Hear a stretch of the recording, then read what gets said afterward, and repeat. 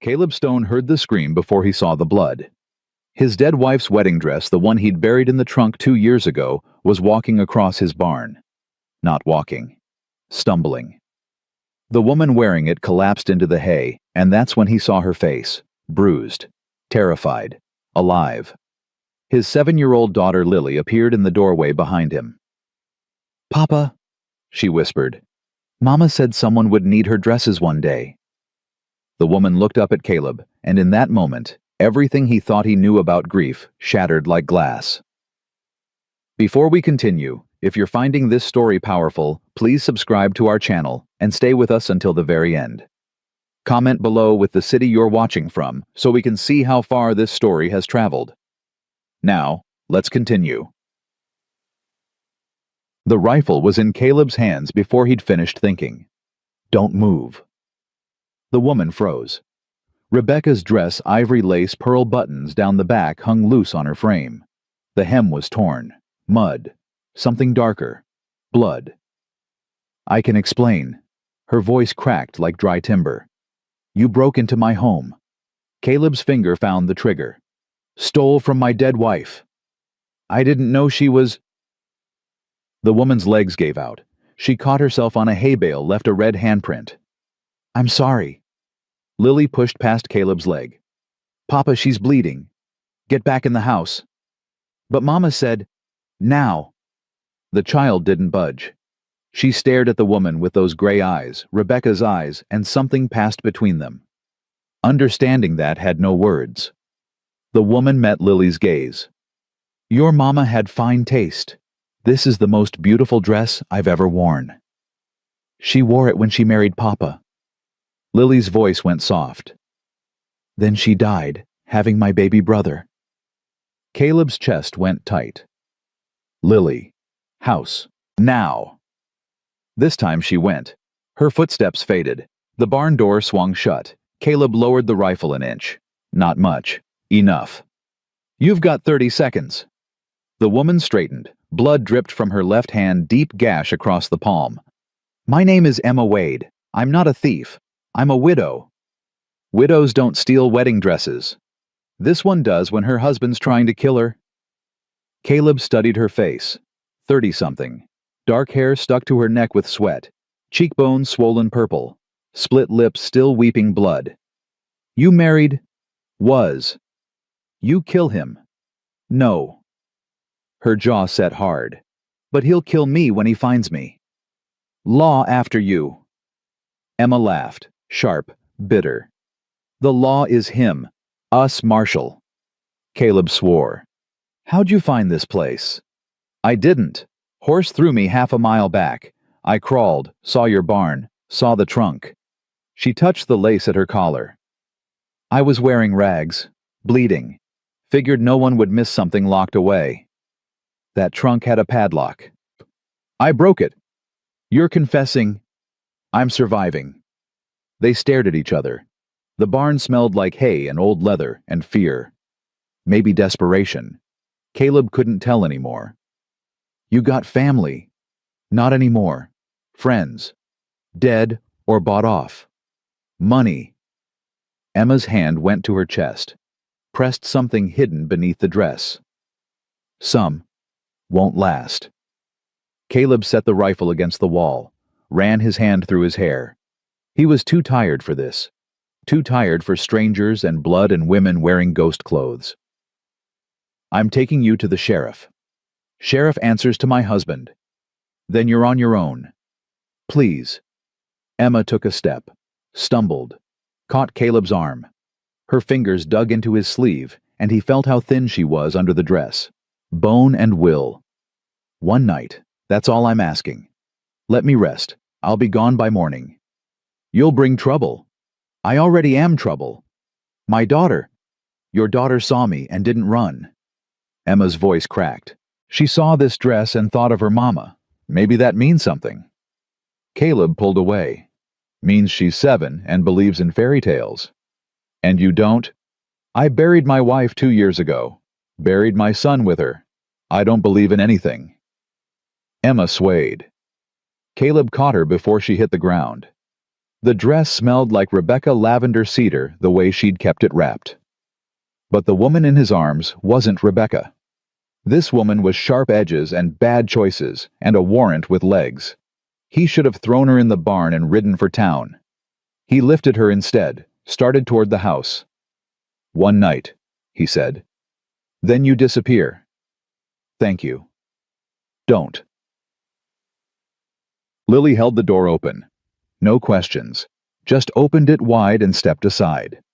Caleb carried Emma to the settee by the fireplace, laid her down, stepped back like she might burn him. "Lily, get blankets. She needs the doctor." "No doctor." "But Papa." "No one. Understand." Lily's lip trembled. She nodded, ran upstairs. Caleb knelt by Emma.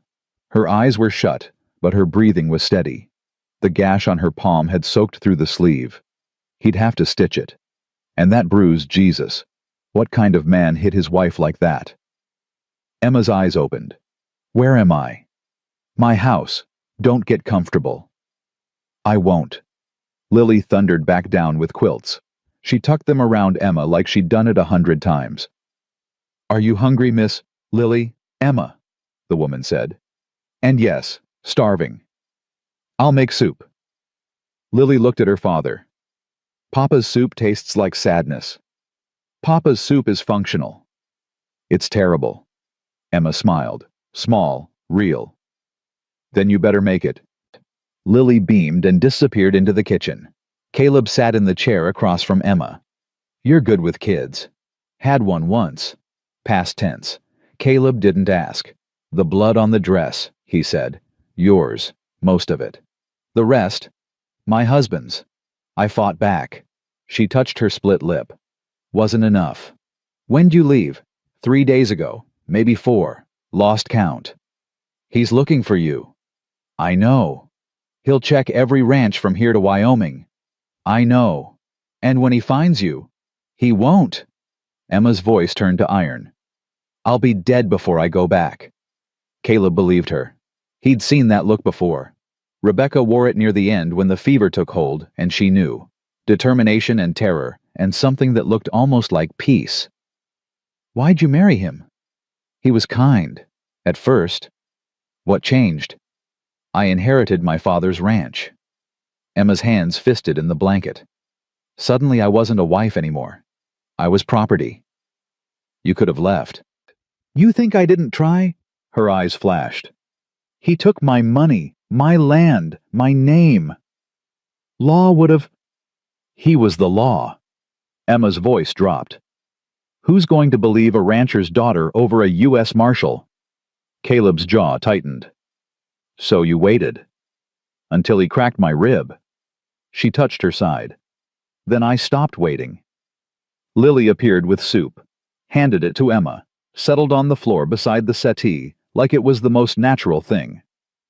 "Mama used to say God puts people where they need to be," Lily said. "Your mama sounds wise." Emma took the bowl with shaking hands. "She was." Lily looked at her father. "Wasn't she, Papa?" Caleb's throat worked. "Yeah." "Do you think God put Miss Emma here?" "I think Miss Emma put herself here by breaking my lock." "That's not stealing if it helps." Lily's voice was firm. "Mama said so when I took biscuits for the neighbor kids."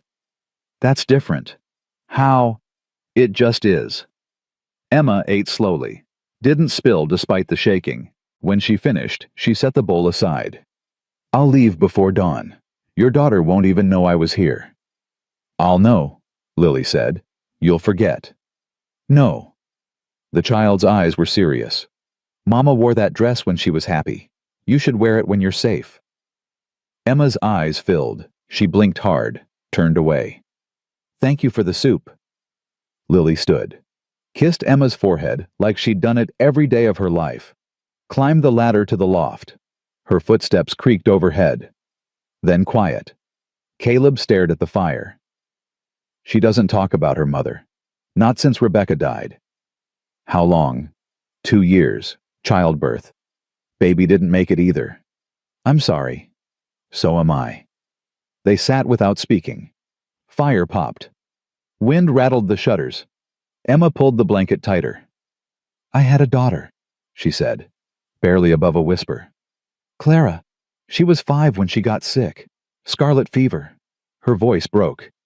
My husband wouldn't pay for the doctor. Said it was God's will. Caleb closed his eyes. She died in my arms, Emma continued, and that's when I knew what he was. But I had nowhere to go. No money, no family. She wiped her eyes with the back of her hand. Took him breaking my ribs to make me brave enough to leave.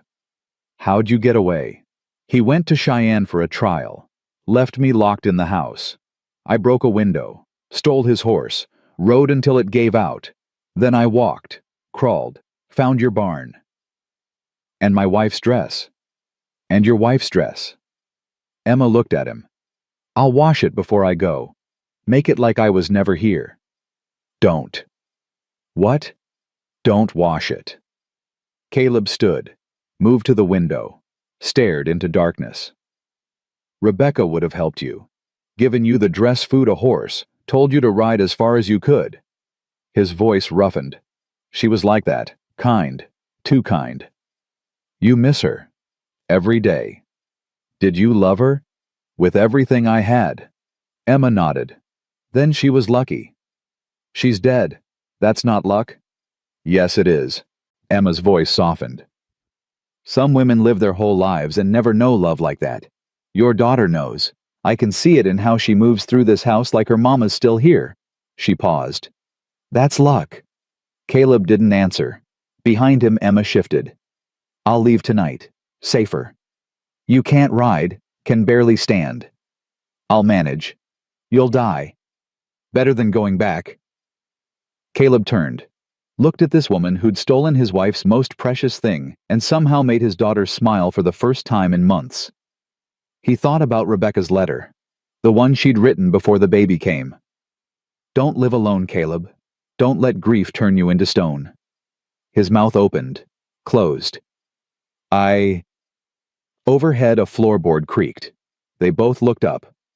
Lily sat at the top of the ladder, arms wrapped around her knees, tears on her face. Lily, Caleb started. You should be. I heard. Her voice trembled.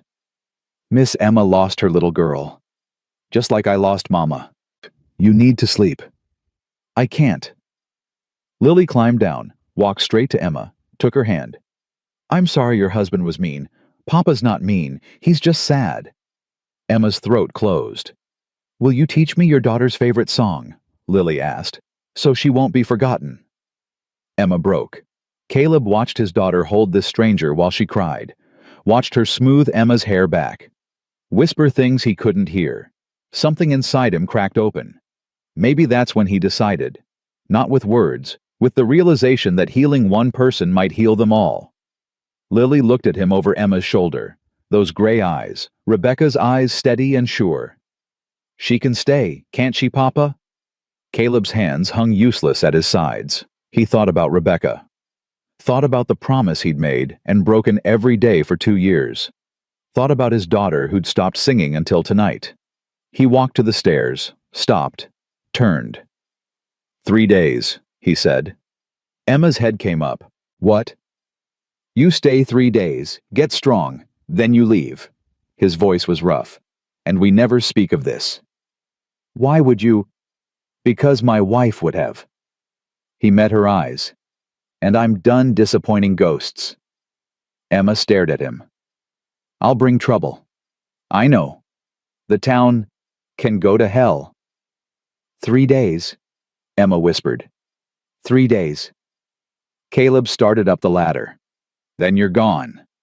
He climbed into the loft. Lily was already back in her cot, curled around her doll. He stood in the doorway of his own room bed, still made on both sides, Rebecca's pillow holding the shape of her head, and knew he wouldn't sleep. Downstairs, Emma touched the pearl buttons on the dress. Thought about the woman who'd worn it before her. A woman who'd been loved, mourned, who'd left behind a daughter and a husband and a hole nothing could fill. Emma closed her eyes. She'd borrowed the dress for one night. Somehow she knew it would cost her everything. Morning came cold and pale. Caleb was checking the horses when he heard it. Hoofbeats, distant but deliberate, coming closer. His gut clenched. He moved to the barn door, scanned the road. 2 riders, maybe 3. Too purposeful to be passing through. The hoofbeats grew louder, closer. Expensive horses, the kind that made statements. Caleb's hand found the rifle leaning against the stall. He walked toward the house boots, crunching frost. Emma was already on the porch, face white as bone. "How many?" she whispered. 2, maybe 3. "Is it him?" "Can't tell yet." Lily appeared behind Emma. "Papa." "Inside. Both of you." "But now." Emma pulled Lily back through the door. It shut but didn't latch. Caleb saw Emma's face in the window. Terrified. The riders appeared around the bend. 3 men. The one in front sat tall in the saddle. Dark coat, silver badge catching morning light, face like carved granite. They stopped 20 feet from the house. The man with the badge dismounted, handed his reins to one of the others, walked forward with the kind of confidence that came from never being told no. Caleb Stone. His voice carried authority, the kind that expected obedience. "That's right. I'm Marshal Thomas Wade." He stopped 10 feet away. "I'm looking for my wife." Caleb's blood turned to ice. "Haven't seen any women?" "No." Wade's smile didn't reach his eyes. "That's strange. Because a man in town said he saw you riding in yesterday with someone. Said it looked like a woman." "Man in town's mistaken." "Is he—" "I came in alone, got supplies, went home." Wade studied him. "You mind if I look around?" "I do, actually." "I wasn't asking." Wade's hand moved to his gun. Didn't draw, just rested there. "My wife is dangerous, mentally unstable, stole money and a horse. I'm bringing her home before she hurts herself." "Like I said, Marshal Wade." Both men turned. Emma stood in the doorway. She'd changed out of Rebecca's dress, wore one of Caleb's old shirts, sleeves rolled up, hair pulled back, face washed clean. She looked nothing like the broken woman from last night. She looked like steel. "Emma." Wade's voice changed, softened.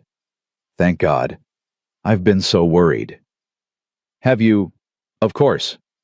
He took a step toward the porch. "Come on. Let's go home. We'll forget this whole thing." "No." Wade stopped. "What?" "I said no." Emma's voice didn't shake. "I'm not going back." "Emma, you're not thinking clearly. You're sick. You need help." "I need you gone." Wade's jaw tightened. He looked at Caleb. "What did she tell you?" "Enough." "She's a liar. She'll say anything to—" "I believe her." Wade's eyes went cold.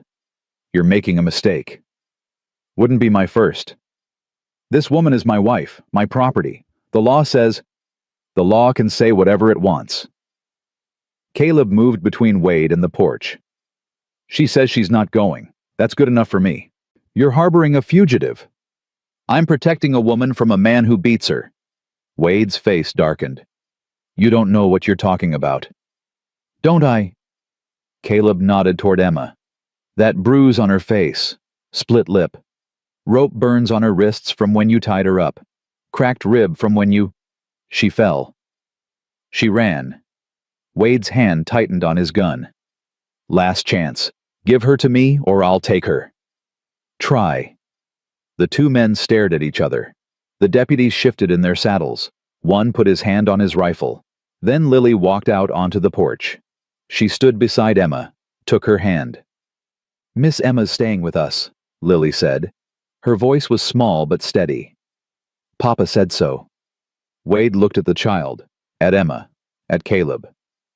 "You're going to regret this," he said. "I've regretted plenty. One more won't kill me." Wade mounted his horse, yanked the reins hard. The horse whinnied, danced sideways. "This isn't over," Wade said. "I'll be back with a warrant. And when I come, I'm bringing the sheriff and a judge. You'll hand her over, or you'll hang beside her." "Then I'll hang." Wade spurred his horse. The three men rode off, kicking up dust and frost. Caleb watched until they disappeared. Then his legs nearly gave out. He grabbed the porch rail, held himself up. Emma was beside him in a second. "You shouldn't have done that." "Little late for shouldn't." "He'll come back." "I know." "He'll bring men, guns, the law." "I know." "Why?" Her voice broke. "Why risk everything for me?" Caleb looked at Lily. At this woman he'd known for less than a day. At the morning light breaking over the mountains. He thought about Rebecca, about promises made and broken, about being alive versus just living. "Because," he said quietly, "someone once asked me to be kind, and I haven't been, not for a long time." Emma's eyes filled. "Thank you." "Don't thank me yet." Caleb straightened. "We've got maybe 3 days before he comes back. We need a plan." "I'll leave. Tonight. You'll be safe." "No." "Caleb, you stay." His voice was firm. "We figure this out together." "There's nothing to figure out. He's the law. He's a man who beats women and hides behind a badge." Caleb met her eyes. "And I'm done watching bad men win." Lily squeezed Emma's hand. "Papa always wins." "Not always, sweetheart." "But you try." Lily looked up at Emma. "He'll try." Emma looked at Caleb. At this man who'd held a rifle on her 12 hours ago and was now willing to hang for her. This stranger who'd become something else in the space of a night. 3 days, she said. 3 days. Caleb looked toward the road where Wade had disappeared. "Then we see who's left standing." He turned toward the barn. Stopped. "Emma." "Yeah. Keep the dress." She touched her chest where Rebecca's dress hung in the house. "It's not mine." "It is now." Caleb's voice softened. "Rebecca would have wanted you to have it. Would have wanted you to wear it somewhere safe, somewhere happy." He paused. "We'll find you that place." Emma's tears spilled over. "Promise." Caleb looked at his daughter. At this woman fate had dropped in his barn, at the life he'd been living versus the one he could choose. "I promise," he said. And for the first time in 2 years, he meant it. The town knew before Caleb's wagon even stopped. Word traveled fast in places this small. By the time he pulled up to the general store with Emma and Lily beside him, half the population stood watching from windows and doorways, silent, judging. Caleb set the brake. "Stay close." Emma climbed down first. She'd worn Rebecca's dress. Not the wedding dress, a simpler one, blue calico with white buttons. It fit better than the ivory lace had. Made her look less like a ghost and more like a woman who belonged. Lily jumped down after her, grabbed Emma's hand without being asked. The store owner, Hiram Fletcher, stood in his doorway. Arms crossed. Face hard as winter. "Morning, Hiram," Caleb said. "Caleb." Hiram's eyes moved to Emma. Stayed there. "Heard you got company." "News travels. It does when the company's wanted by a U.S. Marshal." "She's not wanted. She's running." "That's not what Marshal Wade says." Hiram stepped forward. "Says she stole money. Stole his horse. Says she's dangerous." "And you believe him?" "I believe the badge he wears." Caleb's jaw tightened. "We need supplies." "I don't serve criminals." "She's not by... Save it." Hiram pointed down the street. "Marshall was here this morning. Told everyone what she did. Told us what you're doing." His voice dropped. "You're harboring a fugitive, Caleb. That makes you a criminal too." Emma's fingers tightened on Lily's hand. "I'll wait in the wagon." "No." Caleb's voice was firm. "You stay." "Caleb, please." "You stay," he repeated. He looked at Hiram. "This woman is under my protection. Anyone who has a problem with that can take it up with me. Lot of people are going to have a problem. Then I'll talk to a lot of people." A woman emerged from the dress shop across the street. Margaret Holloway, the preacher's wife. She crossed toward them with her skirts swishing, face pinched with righteousness. "Caleb Stone," she called. "You should be ashamed." "Morning, Margaret. Don't you mourning me?" She stopped in front of Emma, looked her up and down like she was examining a horse. "You're the one. The marshal's wife." "I'm Emma." "You're a thief and a liar is what you are." Margaret's voice rose so everyone could hear. "Coming here in stolen clothes, turning a good man against his own community." "I didn't turn anyone." "You bewitched him, just like you bewitched that poor marshal." Margaret looked at the growing crowd. "We all know what kind of woman does this. What kind of woman runs from her husband?" "The kind who doesn't want to die," Emma said quietly. "Oh, so now you're claiming abuse." Margaret laughed. Sharp. Cruel. "How convenient. Every woman who gets caught doing wrong suddenly claims her husband beats her. He broke my ribs." "I don't see any broken ribs." "They healed." "How convenient," Margaret said again. She turned to Caleb. "This is what you're protecting a woman who makes up stories to cover her sins." Lily stepped forward. "Miss Emma doesn't lie." "Hush, child. This isn't your concern." "It is my concern." Lily's voice shook, but she didn't back down. "She's staying with us. Papa said so." "Your papa's making a mistake." Margaret knelt down, tried to soften her voice. "Lily, honey, this woman is dangerous. She's going to hurt your papa. Hurt you. You need to tell him to send her away." "No." "Lily." "I said no." Tears welled in the child's eyes. "Mama said God puts people where they need to be. Miss Emma needs to be with us." Margaret stood abruptly. "Don't you dare bring your dead mother into this. Rebecca Stone was a good woman. She'd be horrified to see what's happening under her roof." "You didn't know my mama." Lily's voice rose. "You never came to visit when she was sick. Never brought food when she died. Never asked if we needed help." She wiped her eyes with her sleeve. "But Miss Emma helps. She makes soup and braids my hair and doesn't make me feel alone." The crowd had grown larger. 20 people now, maybe more, all watching, all listening. An old man stepped forward. Jacob Miller the carpenter, the one who'd built Rebecca's coffin.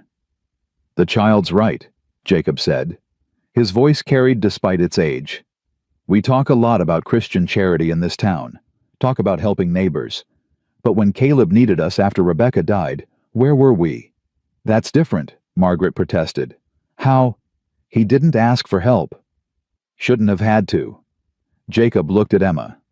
"I don't know you, miss, don't know your story, but I know Caleb Stone, and if he says you're under his protection, that's good enough for me."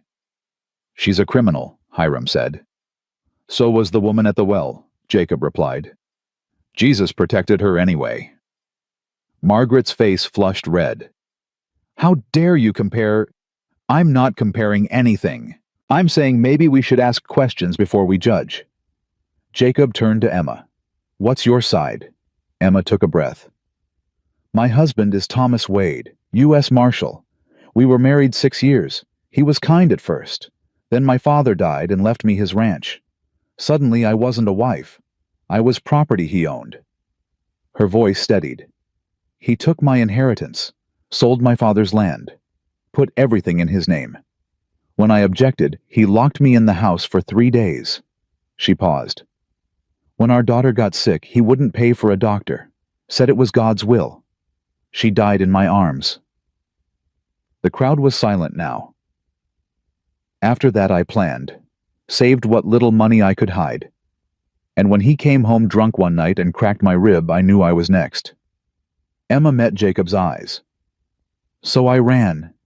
Stole his horse because it was faster than mine. Took money because I'd earned it. And I don't regret any of it." "Liar," someone shouted from the back. "She's telling the truth," Caleb said. "I've seen the bruises. The rope burns where he tied her. The fear in her eyes when she talks about him." He looked around at the faces he'd known for years. "And I've seen how he looks at her, like she's an animal he owns." "He's the law," Hiram insisted. "The law can be wrong. You're going to lose everything over this." Hiram's voice dropped. "Your reputation, your business, the town's support. All for a woman you just met." Caleb looked at Emma, at Lily holding her hand.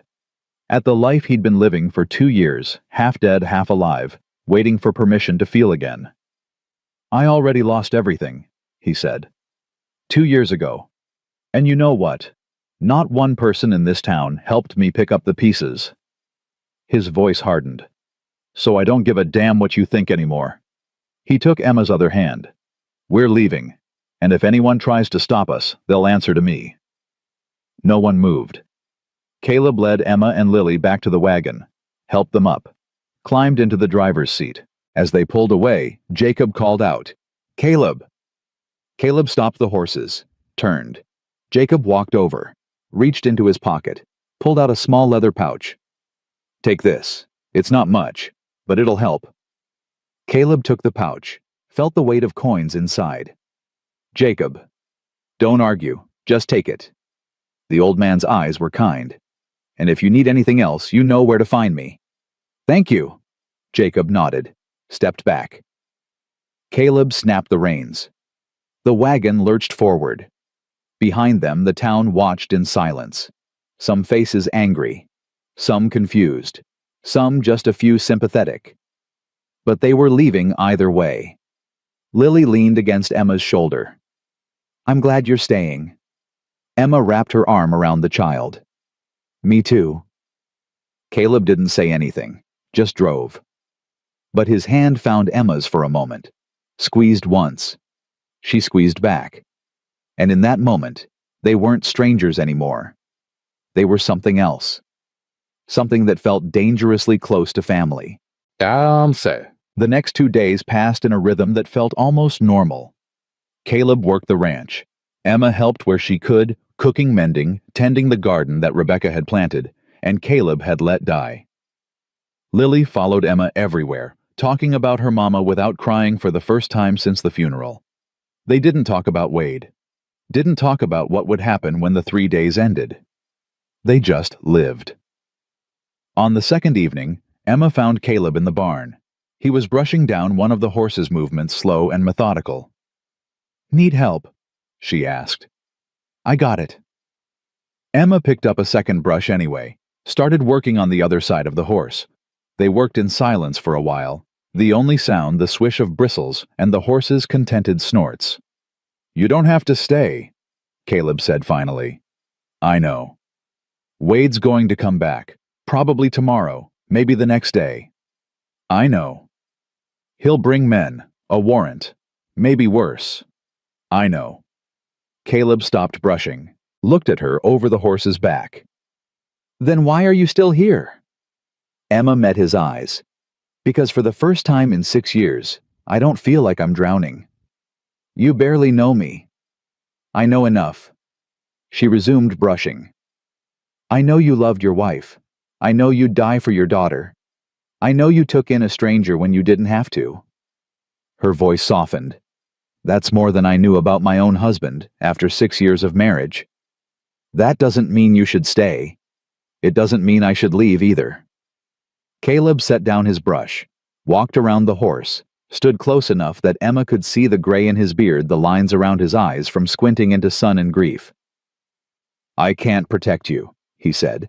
"Not from the law, not from him. I'm not asking you to." "Then what are you asking?" "Nothing." Emma's voice broke. "I'm not asking for anything. I'm just grateful. For the first time in so long, someone treated me like a person instead of a problem." She wiped her eyes. "That's enough."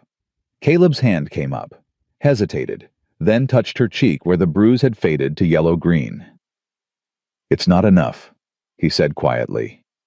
"You deserve more than gratitude, more than hiding, more than running.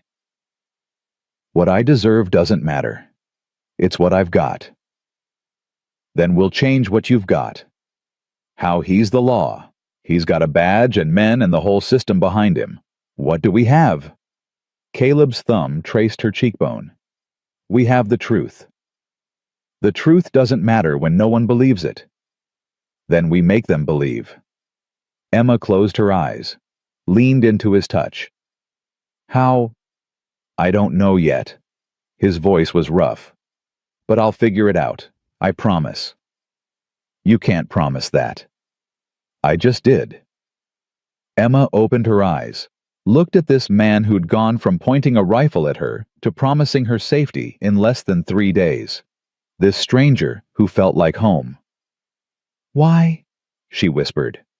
"Why are you doing this?" Caleb's hand dropped. He stepped back, ran his fingers through his hair. "My wife," he said. "Before she died, she wrote me a letter. Told me not to live alone. Told me to find someone kind. Someone who'd make me whole again." He looked at Emma.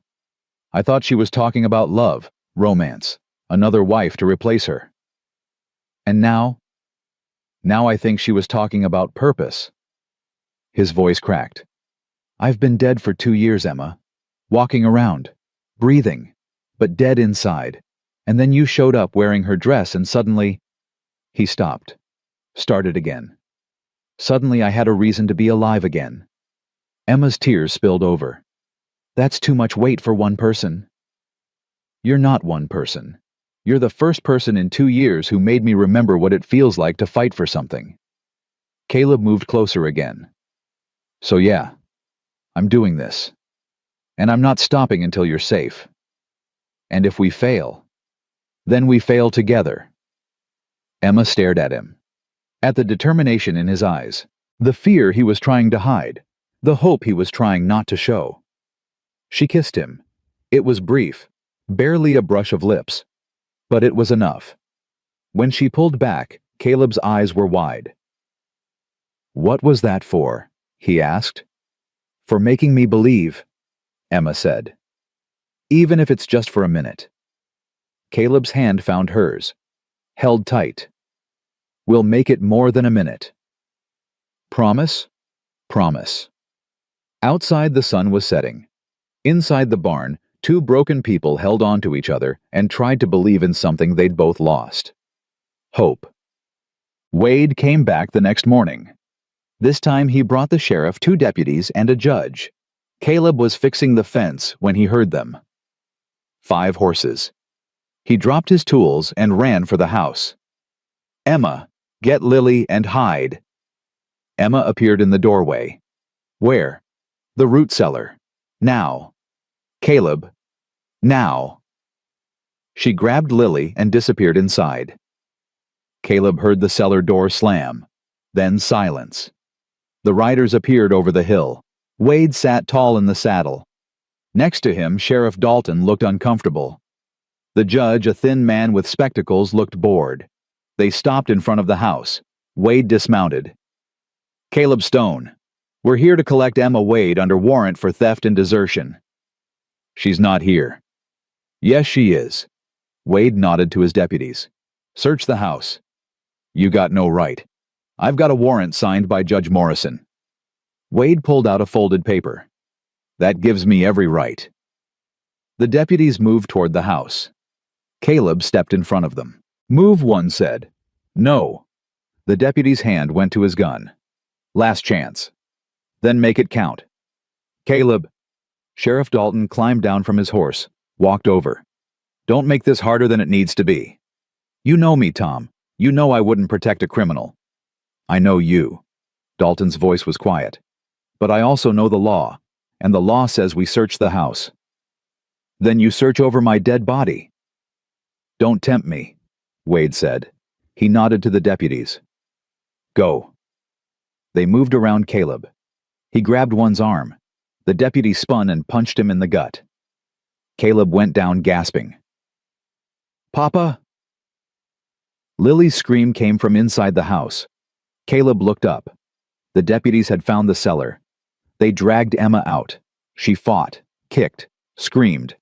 But 2 men against 1 woman, it wasn't fair. Wade walked over, grabbed Emma's hair, yanked her head back. "Hello, wife." "Let go of me." "Oh, I will. Soon as we get home." He smiled. "Then we'll discuss your behavior, properly." Emma spat in his face. Wade's expression didn't change. He wiped the spit away, then backhanded her across the face. Emma's head snapped sideways. Blood trickled from her lip. Caleb roared, tried to stand. The other deputy kicked him back down. Lily ran out of the house. "Stop hurting her." Lily, get back! Caleb started. Wade pulled his gun, pointed it at the child. Everything stopped. One more word, Wade said calmly, and I shoot. She's 7 years old, Caleb said through gritted teeth. Then she's old enough to know when to shut up. Wade's finger moved to the trigger. Your choice, Stone. You let me take my wife, or I put a bullet in your daughter. Emma stopped fighting. Don't. Please. I'll go. Just don't hurt her. Wade smiled. That's better. He lowered the gun, holstered it. See? She can be reasonable when properly motivated. He dragged Emma toward his horse, threw her over the saddle like a sack of grain. She didn't resist, just lay there, eyes on Lily. I'm sorry, she mouthed. Lily's face crumpled. Don't take her. She's my wife, Wade said. My property. The law says so. He mounted behind Emma, looked down at Caleb. You interfere again, and I'll have you arrested, or shot, whichever's more convenient. He paused. Thanks for taking care of her. Made her easier to find. He spurred his horse. The group rode off. Emma looked back once. Her face was streaked with tears and blood. But her eyes were apologizing. Caleb struggled to his feet, ran after them. Emma, I'm sorry, I'll fix this, I promise. But they were already too far away. He stood in the road, covered in dust, tasting blood from where he'd bit his tongue. Lily crashed into him, wrapped her arms around his waist, sobbed into his shirt. You promised Papa. You promised she'd be safe. Caleb held his daughter, watched the riders disappear over the hill. I know, he said. His voice was broken. I know. Sheriff Dalton rode up beside him. I'm sorry, Caleb. Law's the law. The law's wrong. Maybe, but it's still the law. Dalton pulled his horse around. For what it's worth, I didn't like it either. Then why'd you do it? Because I'm the sheriff, and sometimes that means doing things I don't like. He rode a few steps, stopped. But you know what, I'm also a man, and sometimes men make mistakes. He looked back at Caleb.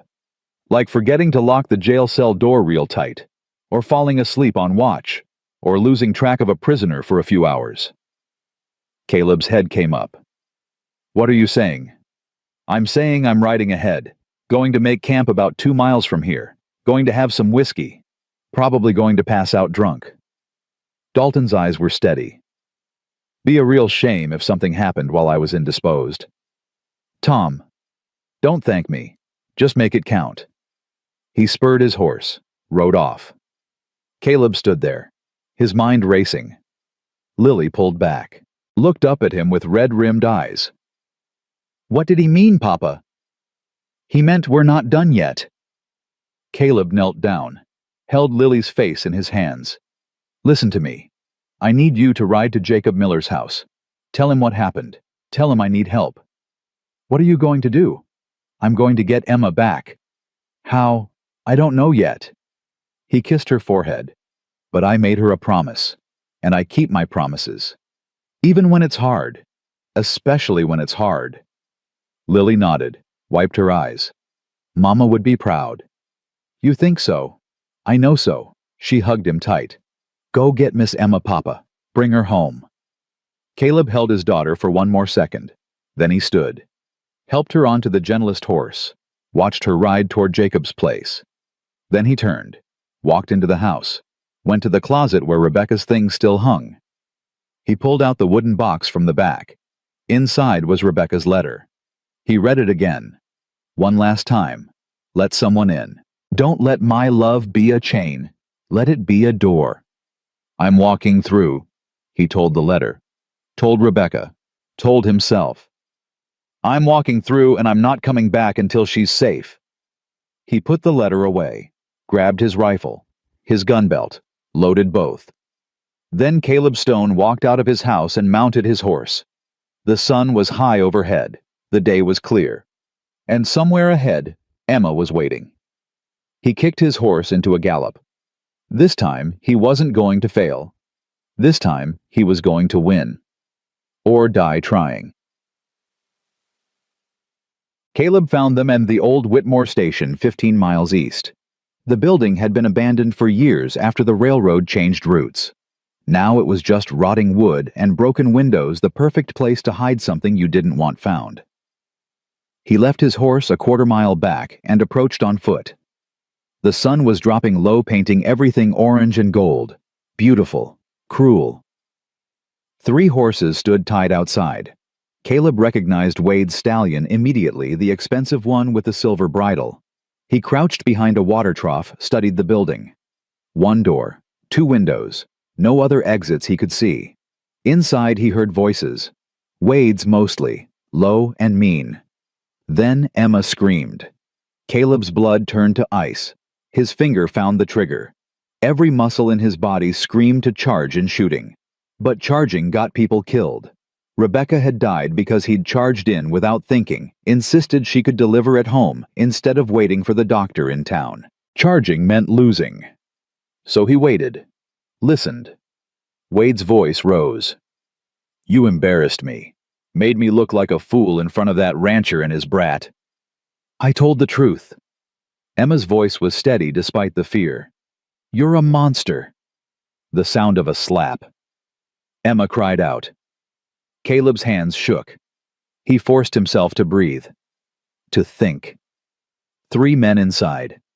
Wade and his 2 deputies, all armed, all trained. Caleb was one man with a rifle and rage. The odds were bad. He checked his ammunition. 6 bullets in the rifle, 6 in his revolver.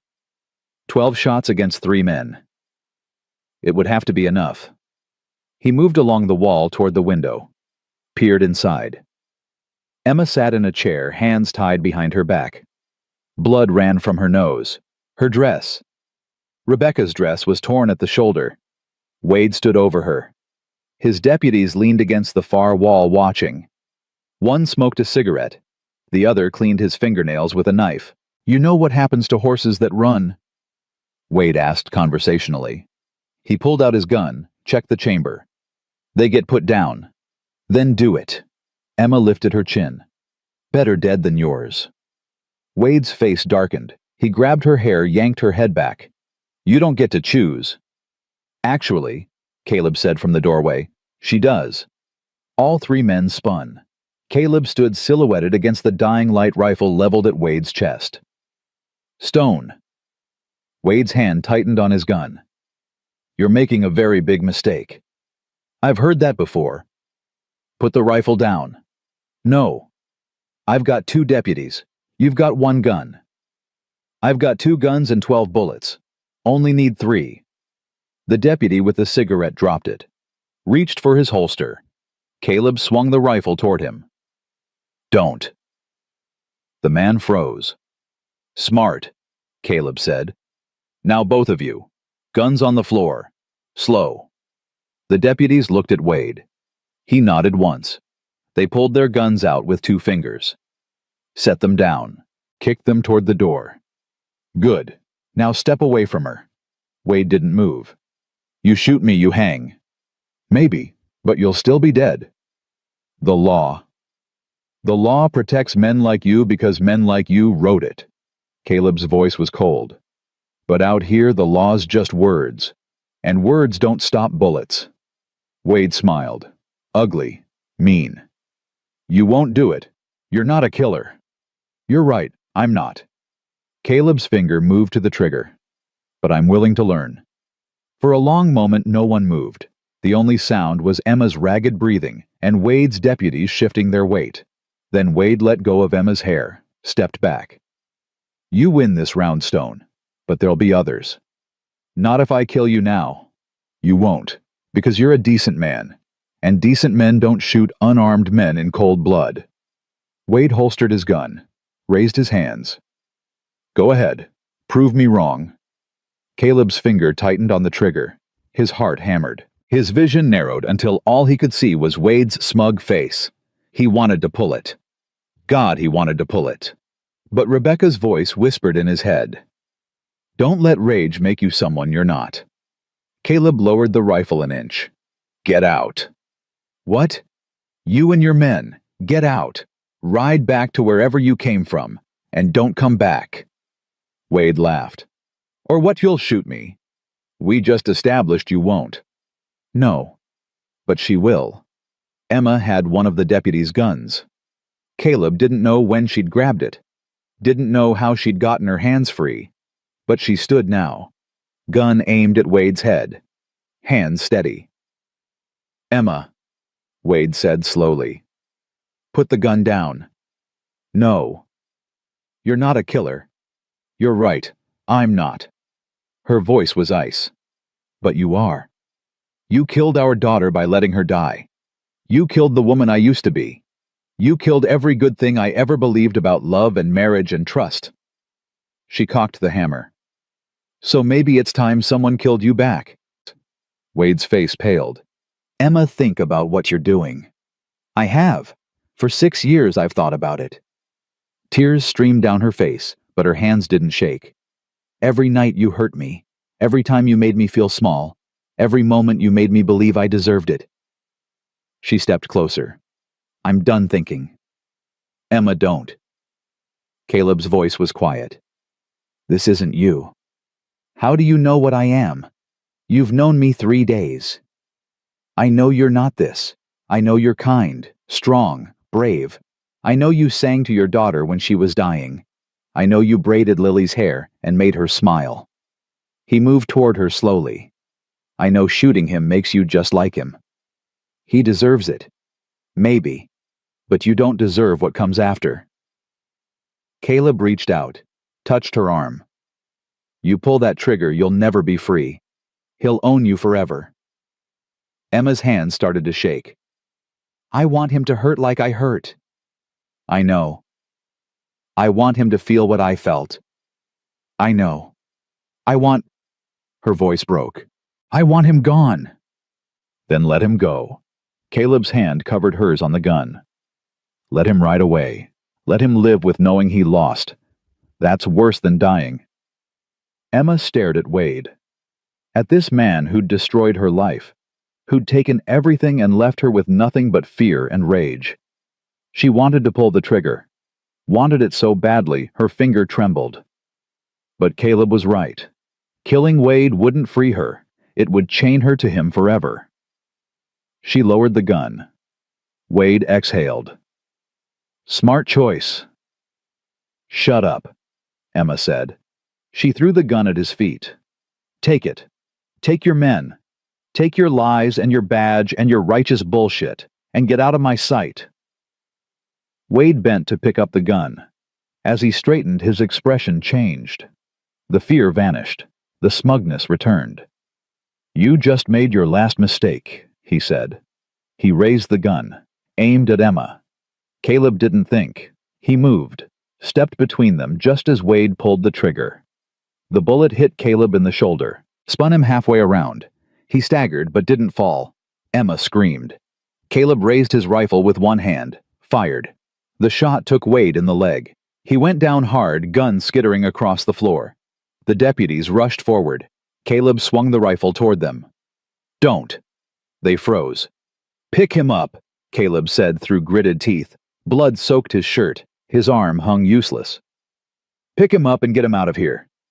"He needs a doctor," one deputy said. "Then take him to one. But if I see any of you again, I'll finish what I started." The deputies grabbed Wade. He screamed as they lifted him. "You shot me. You shot a U.S. Marshal. You shot first. I've got a witness." Caleb nodded at Emma. "So do your deputies. They going to lie for you." The deputies looked at each other. At Wade. At their futures. "We didn't see nothing," one said quietly. "What?" Wade's face went purple. "You work for me. We work for the law. And the law says you can't shoot unarmed women." The deputy met Caleb's eyes. "We didn't see nothing." They dragged Wade out. His screams faded as they loaded him onto his horse. The hoofbeats disappeared into the distance. Caleb swayed. Emma caught him before he hit the ground. "You're bleeding," she said. Her hands pressed against his shoulder. Blood welled between her fingers. "Oh God, you're bleeding so much." I'm fine. You're not fine. You're shot. Bullet went through. I'll live. He tried to stand. Failed. Maybe. Don't you dare die on me, Caleb Stone. Emma's voice cracked. Don't you dare. Wasn't planning on it. You jumped in front of a bullet for me. Yeah. Why would you do something that stupid? Caleb looked at her. At this woman he'd known less than a week. This stranger who'd become something else entirely. Because, he said, I promised you'd be safe. And I keep my promises. Emma broke. Collapsed against his chest. Sobbed into his good shoulder.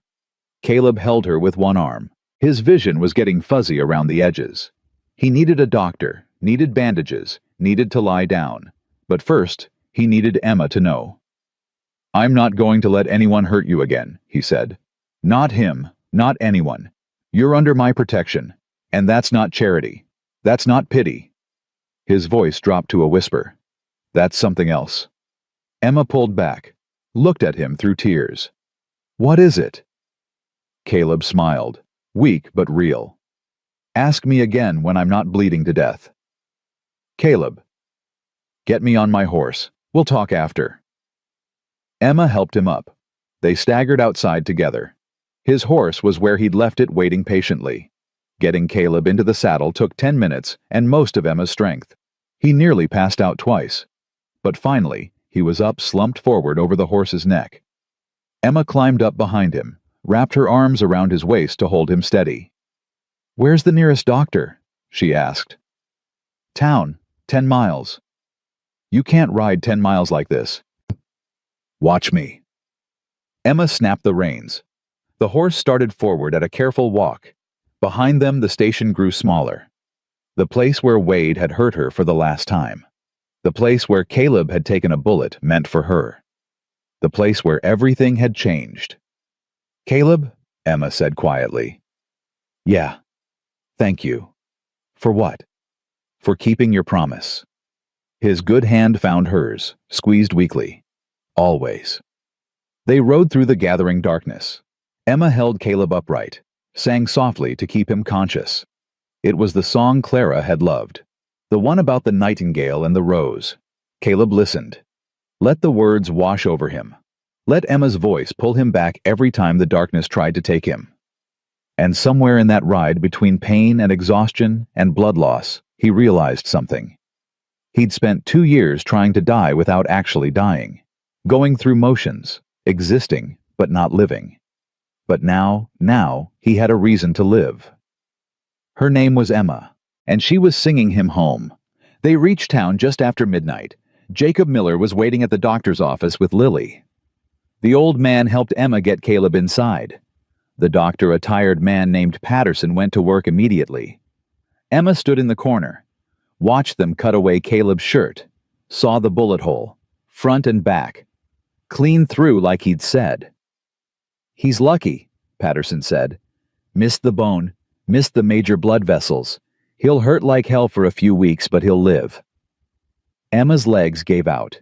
She sat down hard on a chair, put her face in her hands. Lily crawled into her lap. Papa's going to be okay.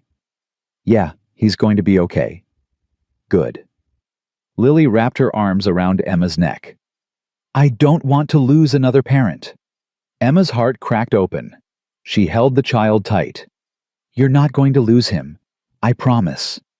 You promise like Papa promises. Yeah, like that. Lily pulled back, studied Emma's face with those serious gray eyes. Are you staying for real this time? Emma looked at Caleb on the table.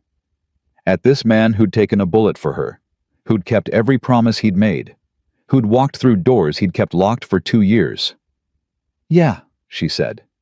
I'm staying, even though it's dangerous. Especially because it's dangerous. Lily smiled. Good, because you're family now. I am. Papa said so. He told Jacob that you're under his protection. That means you're ours. Emma's eyes filled. I'd like that. Me too. Lily yawned, rested her head on Emma's shoulder. Can you sing the Nightingale song again? Yeah, sweetheart.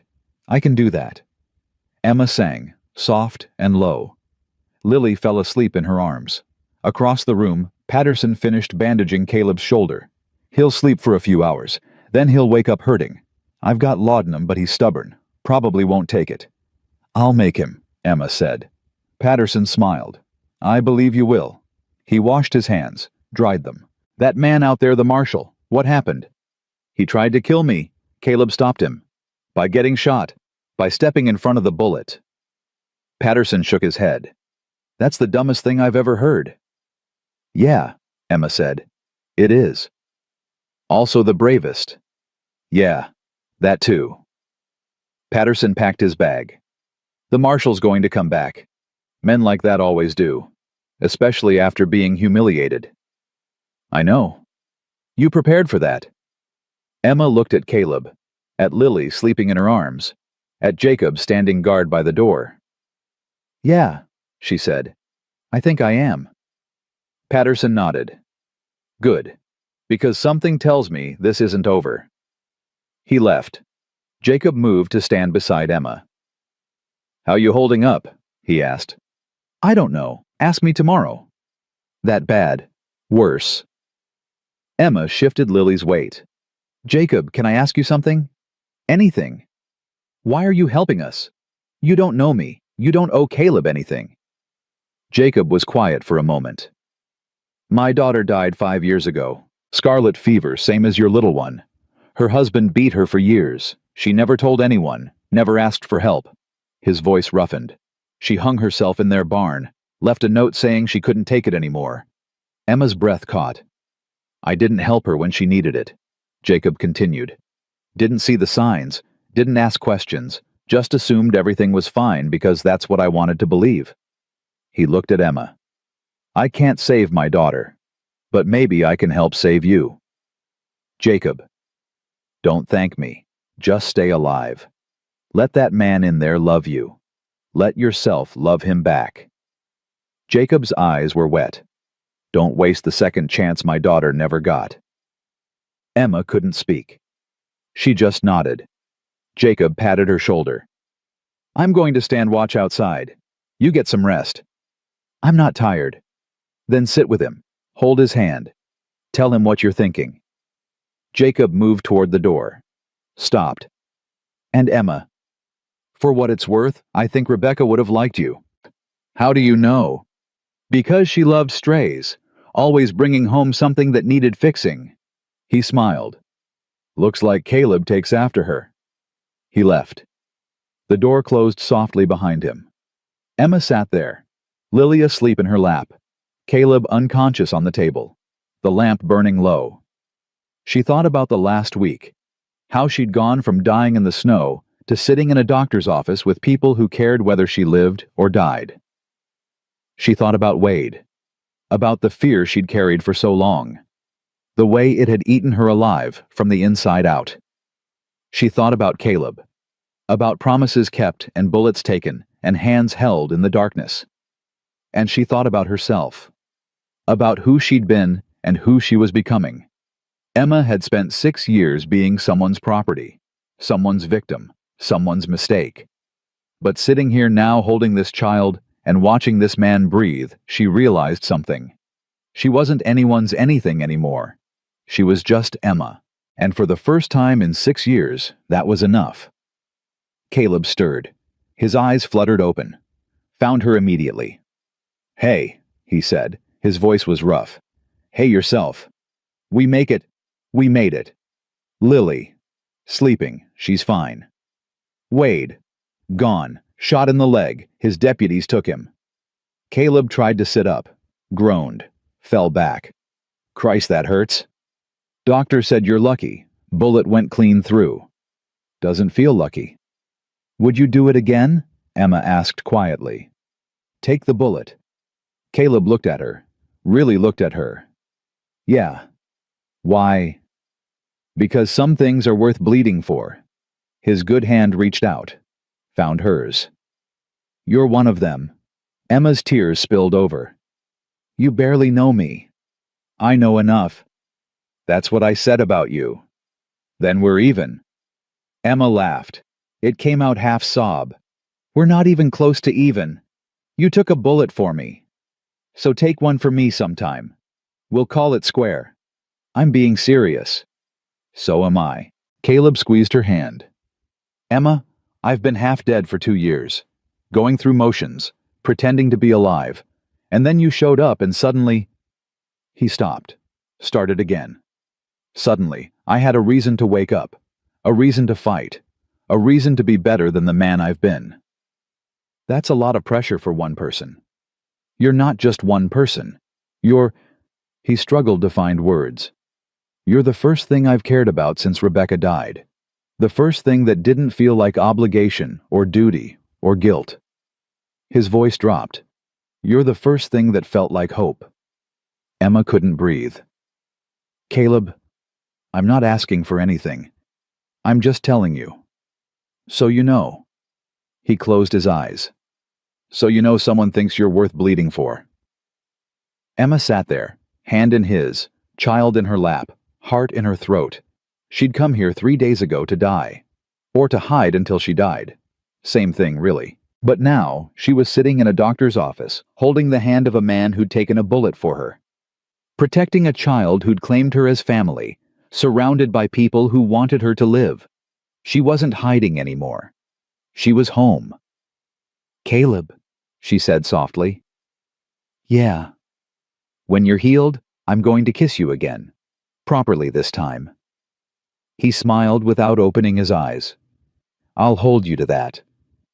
And then we're going to talk about what this is, what we're doing, where we're going. Sounds fair. And then, Emma's voice broke. And then, I'm going to thank you for giving me my life back. Caleb's thumb traced circles on her palm. You already had it. You just needed someone to remind you. Outside, the town slept. Inside, 3 people who'd been broken began to heal. And somewhere in the darkness, Wade rode away. Defeated, humiliated, alone. But that was his story. This one belonged to them. Caleb woke to the smell of coffee and the sound of Emma humming.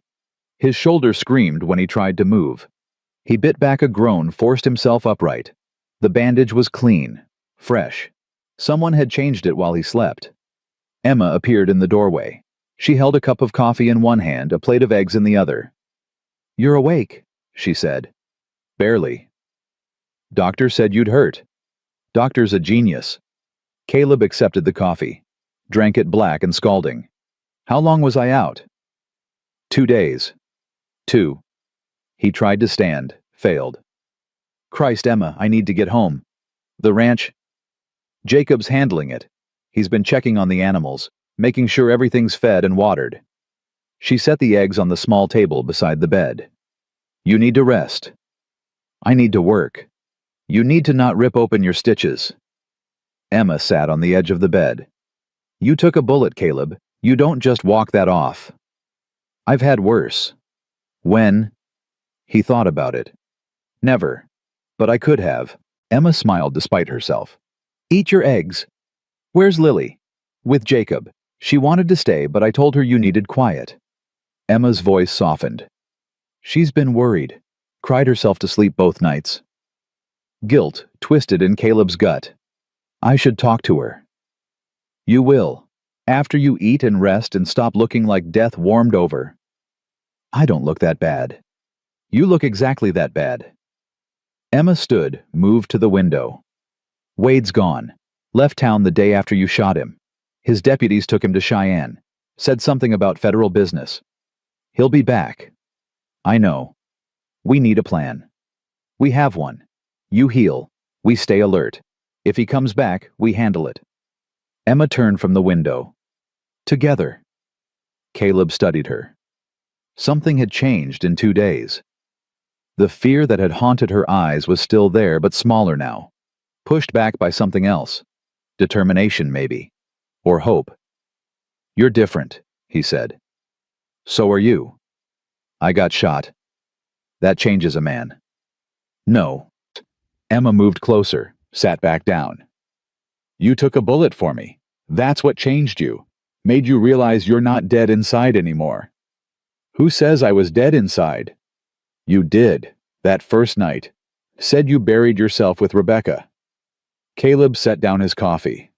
I did. And now I'm trying to dig myself back out. He met her eyes. With your help. Emma's hand found his. You've got it. For as long as you need. That could be a while. I'm not going anywhere. They sat like that, hands clasped, no words needed. Then the door burst open. Lily flew into the room and launched herself at Caleb. He caught her with his good arm, bit back the pain as she crashed into his injured shoulder. Papa, you're awake. Easy, sweetheart. Still got a hole in me. Sorry. She pulled back but kept her hands on his chest, like she needed to touch him to believe he was real. I was so scared. You were so pale and you weren't moving, and Emma said you were sleeping but you looked dead, and I thought... Her voice broke. I thought you were going to leave me like Mama did. Caleb's throat closed. He pulled Lily close with his good arm. I'm not leaving. Not ever. I promise. You can't promise that. Mama promised too. Your mama didn't have a choice. I do. And I'm choosing to stay.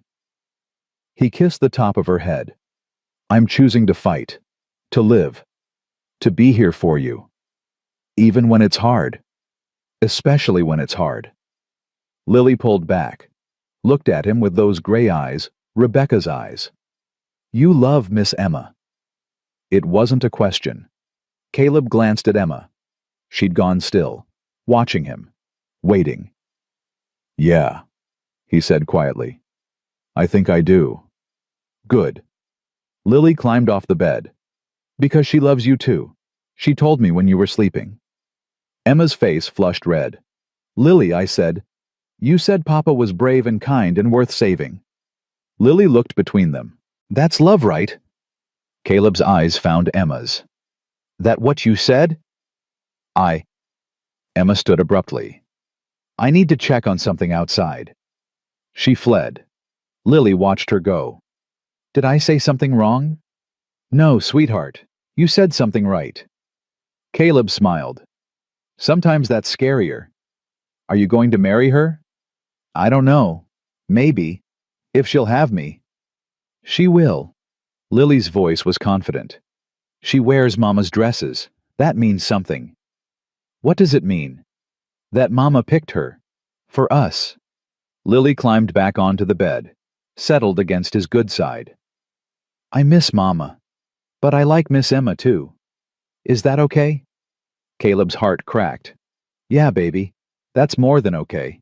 That's exactly what Mama would have wanted. You think she's watching? I know she is. Is she mad you love someone else? Caleb thought about Rebecca's letter, about the words she'd written before she died, about the permission she'd given him to live again. No, he said. I think she's proud. Lily nodded, yawned. I'm tired, Papa. Then sleep. Will you stay? I'm not going anywhere. She closed her eyes. Within minutes, her breathing deepened. Caleb held his daughter and stared at the ceiling. Thought about Emma's face when Lily said she loved him. The fear and hope tangled together. He understood that feeling. Had been living in it for days now. Loving someone after loss felt like betrayal. Like forgetting. Like replacing something sacred with something ordinary. But it wasn't. It was choosing to live despite the pain. Choosing hope despite the fear. Choosing tomorrow when yesterday still hurt. Rebecca had known that. Had written it in her letter. Had given him permission before she even knew he'd need it. The door opened quietly. Emma stepped inside. Saw Lily asleep against Caleb and smiled. She missed you, Emma said softly. I missed her too. How's the shoulder? Hurts like hell. Good, means you're healing. Emma moved closer but didn't sit. About what Lily said. Was she right? Emma's breath caught. About what? About you loving me. Silence stretched between them. Emma's hands twisted in her skirt. I don't know, she said finally. It's too fast, too much. I just left my husband. You just got shot. We've known each other less than a week. That's not an answer. It's the only answer I have right now. Caleb nodded. Fair enough. But... Emma's voice dropped. But yes. I think Lily was right. I think I do love you. Or I'm starting to. Or I could if we gave it time. She met his eyes. I'm terrified, Caleb. Of what that means. Of what happens if Wade comes back. Of losing this before I even figure out what it is. So am I. Then why are we doing this? Because being scared together is better than being safe alone. Emma laughed, sad and small. That's the dumbest thing I've ever heard. Rebecca used to say the same thing. Said I had a gift for dumb wisdom. She was right. Usually was. Caleb shifted carefully, winced. Come here. Emma hesitated, then moved to the bed, sat on the edge. Caleb took her hand with his good one. I can't promise this works out. Can't promise Wade doesn't come back. Can't promise we don't both end up hurt or dead or worse. He squeezed her fingers. But I can promise I'll try. Every day. To be the man you deserve. The man Rebecca wanted me to be. The man Lily needs. He paused. Is that enough? Emma's eyes filled. It's more than I've had in 6 years. Then it's a start. She leaned down, kissed him. Soft and careful, and full of things neither of them could say yet. When she pulled back, Caleb was smiling. What? Emma asked. You promised you'd kiss me properly when I was healed. I did. I'm not healed yet. Close enough. Emma touched his face, traced the line of his jaw. Besides, I couldn't wait anymore. I'm glad. They sat there, Lily asleep between them. Hands clasped. Futures uncertain, but together. It wasn't perfect, wasn't safe, wasn't what either of them had planned. But it was theirs, and that was enough. 3 days later, Caleb was strong enough to go home. Emma drove the wagon while he sat beside her arm in a sling. Lily chattered from the back about everything Jacob had done on the ranch. The house looked the same, but walking through the door felt different. Emma had cleaned while Caleb recovered. The floors shone. The windows gleamed. Fresh curtains hung in the kitchen. You didn't have to do all this, Caleb said. I wanted to. Emma set down her bag. Besides, I had time, and it kept me from thinking too much. About Wade. About everything. Caleb moved to the fireplace, stared at the mantel where Rebecca's picture still sat, her smile frozen in time, forever young, forever his wife. Emma came to stand beside him. I'm not trying to replace her. I know. I can't be her. I don't want you to be. Caleb turned to face Emma. I loved Rebecca. Part of me always will. But that doesn't mean there's no room for you. You sure? Yeah, I'm sure. Emma picked up Rebecca's picture, studied it. She was beautiful. Inside and out. You were lucky to have her. I was. Caleb took the picture from Emma's hands, set it back on the mantel. And I'm lucky to have you now. Even though I'm broken. You're not broken. You're healing. Same as me. He pulled her close with his good arm. We'll heal together. Emma rested her head against his chest. What if Wade comes back? Then we deal with it. What if he brings more men, an army? Then we'll need a bigger plan. I'm being serious. So am I. Caleb tilted her chin up. Emma, I can't promise you safety, can't promise you easy, but I can promise you won't face it alone, not anymore. That's all I want. Then that's what you'll get. They stood there, holding each other. The house quiet except for Lily singing upstairs. Then someone knocked on the door. They both froze. Caleb's hand went to his gun. Stay behind me. Caleb. Behind me. He opened the door. Sheriff Dalton stood on the porch, hat in hand, face grim.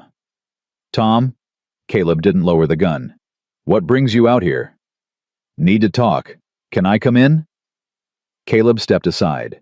Dalton entered, saw Emma, nodded respectfully. Miss Wade? It's just Emma now. Emma, then.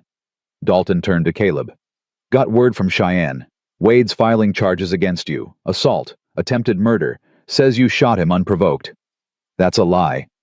I know, but he's got influence. Friends in high places. Judge Morrison is issuing a warrant. Caleb's blood went cold. When? Tomorrow. Maybe the next day. Dalton's voice was quiet. You need to leave, Caleb. Take Emma and Lily. Go somewhere Wade can't find you. I'm not running. You don't have a choice. He's got the law behind him. Then the law's wrong. Maybe, but it's still the law. Dalton looked at Emma. He'll take her too. Charge her as an accomplice. Say she manipulated you, seduced you, turned you against an officer of the court.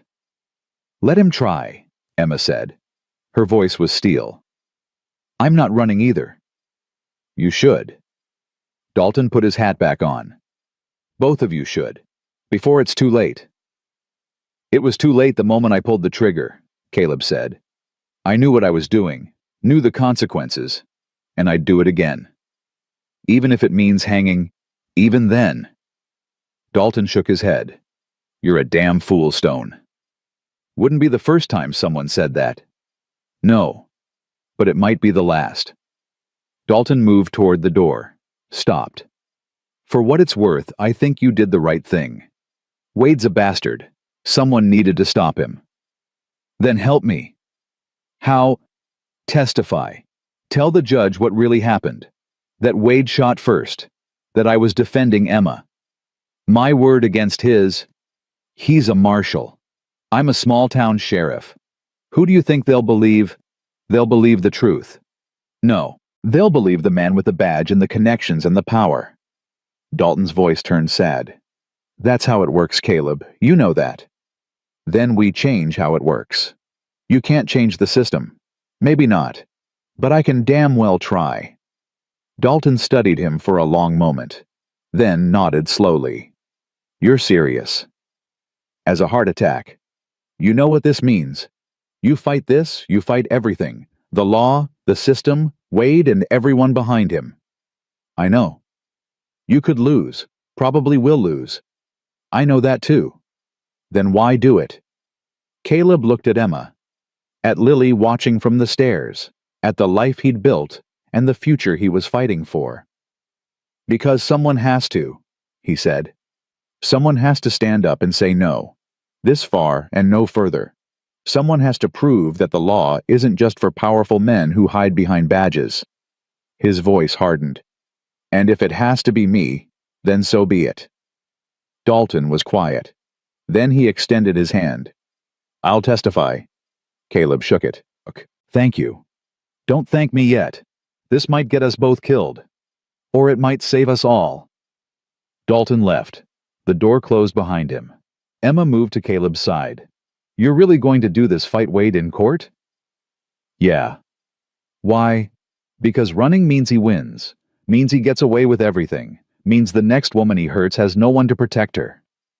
Caleb turned to face her. I can't let that happen. Even if it costs you everything. Especially if it costs me everything. He touched her face. You taught me that. Taught me that some things are worth fighting for, even when the odds are bad. I didn't teach you anything. Yes, you did. You taught me to be brave, to stand up, to choose living over surviving. His voice dropped. You gave me my life back, Emma. Now I'm going to make sure you keep yours. Emma's tears spilled over. I'm scared. Me too. What if we lose? Then we lose. But at least we lose together. At least we tried. That's not much comfort. It's all I've got. Emma laughed through her tears. You really do have a gift for dumb wisdom. Told you. She kissed him. hard and desperate and full of fear and hope tangled together. When they broke apart, Lily was standing at the bottom of the stairs. "Papa?" Her voice was small. "Are you going away?" "No, baby." But the sheriff said, "I know what he said." Caleb knelt down with effort. His shoulder protested. "But I'm not running. And I'm not letting anyone take me. We're staying right here, fighting for our home, for our family. What if the bad man wins? Then we'll deal with it. Together." He pulled her close. "But I'm going to do everything I can to make sure he doesn't." "Promise?" "I promise." Lily nodded against his chest. "Okay, I believe you." "Good." Caleb stood slowly, looked at Emma. "We've got maybe 2 days before they come. We need to prepare." "How?" "Evidence, witnesses, anything that proves Wade's a liar." Caleb's mind was racing. Jacob will help, maybe some of the other ranchers, people who saw what happened in town. Most of them sided with Wade. Some didn't. Margaret's husband, the blacksmith, he walked away when she was yelling. That means something. It means he didn't want to get involved. Or it means he didn't agree with her. Caleb moved to the desk, pulled out paper and a pen. "We make a list. Everyone who might help. Everyone who saw what really happened. We talk to them all. And if they won't help, then we fight harder." Emma watched him work, saw the determination in his eyes, the fire that had been missing for 2 years. He was alive again, fully, completely, fighting for something that mattered, and she was part of what mattered. "Caleb," she said softly. "Yeah. Whatever happens, I want you to know something." He looked up from the paper. "What?" "I don't regret any of this. The barn, the dress, you taking that bullet. None of it." Her voice steadied. "For the first time in 6 years, I feel like a person instead of a thing someone owns. And that's because of you." Caleb crossed to her, took her hands. "You were always a person, Emma. You just needed someone to remind you." "Well, you did. You and Lily. You both reminded me what it feels like to be seen, to be valued, to be—" She stopped, started again. "To be loved. You are loved." Caleb pulled her close. "By me. By Lily. By people you haven't even met yet, who'll hear your story and know you're brave." "I'm not brave. I'm terrified." "Brave people are always terrified. That's what makes it brave." Emma smiled against his chest. "More dumb wisdom." "The dumbest." They stood there, holding each other, while Lily played with her doll in the corner and the sunset outside the window. Tomorrow, the fight would begin. Tomorrow, they'd face judges and lawyers and a system designed to protect men like Wade. But tonight, they were together. Tonight, they were safe. Tonight, they were home. And that was enough to keep fighting for. Caleb looked at Rebecca's picture on the mantel, silently thanked her for the letter, for the permission, for the love that had been strong enough to outlive her.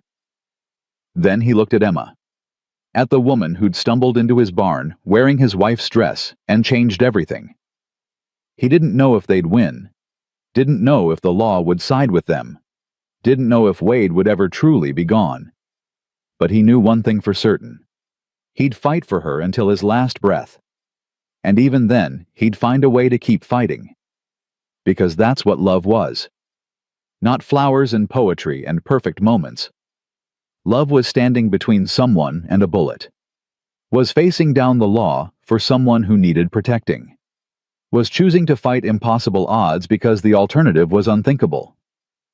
Love was Emma and Lily, and the life they were building despite everything trying to tear it down, and Caleb Stone would be damned if he let anyone take that away. The knock came at dawn. Caleb was already awake, already dressed, already wearing his gun. Emma stood beside him. Lily held her hand. They opened the door together. Judge Morrison stood on the porch. Behind him, 6 deputies, all armed. "Caleb Stone," Morrison said, "you're under arrest for the attempted murder of U.S. Marshal Thomas Wade." "I was defending someone." That's for a jury to decide. Morrison gestured to the deputies. Take him. They moved forward. Caleb didn't resist, just looked at Emma one last time. I'll fix this, he said. I know. Take care of Lily. Always. Emma. I love you, she said, fast, before she lost her nerve. I should have said it sooner, but I'm saying it now. I love you. Caleb smiled. I love you too. The deputies put him in chains, led him to a wagon. As they pulled away, Caleb looked back. Emma and Lily stood on the porch, not crying, not breaking, just standing, strong, together, waiting for him to come home. And he would, one way or another. He'd made a promise, and Caleb Stone always kept his promises. The jail cell smelled like old sweat and desperation. Caleb sat on the thin cot shoulder throbbing and watched the sun move across the wall. Sheriff Dalton brought him food at noon. Set the plate down without meeting his eyes. How long? Caleb asked. Trial's set for tomorrow. Judge Morrison's pushing it through fast. That bad. Wade's got friends. They want this over quick before anyone asks too many questions. Dalton's voice dropped. I'm sorry, Caleb. I tried to slow it down, but it's not your fault. Feels like it is. Caleb picked at the bread. Couldn't eat. His mind was spinning, running through every possible outcome and finding nothing good. Emma came by this morning, Dalton said. I wouldn't let her see you. Thought it'd be easier. It's not. I know, but she's preparing. Jacob's helping. They're gathering people willing to testify. How many? Dalton hesitated. Not enough. Caleb closed his eyes. Then I'm finished. Maybe, maybe not. Dalton moved closer to the bars. Emma's not giving up.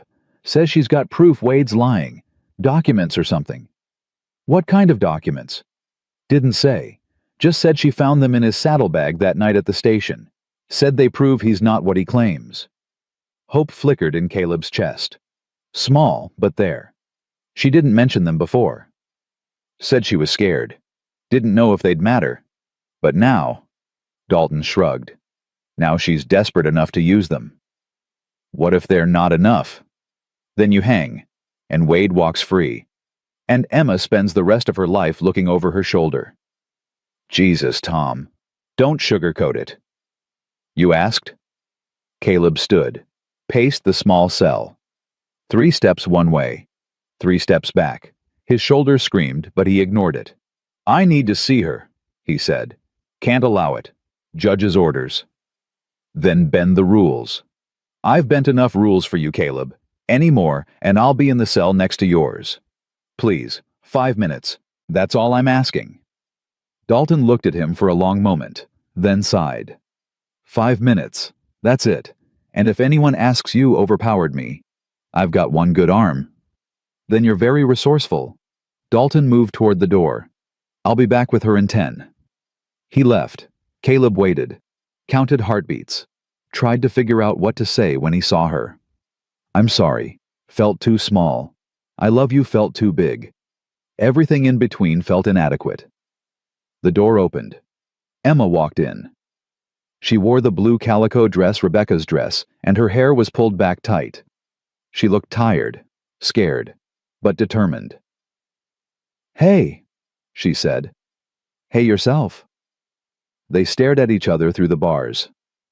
Caleb wanted to touch her, hold her, promise her everything would be fine, but he couldn't lie to her, not now.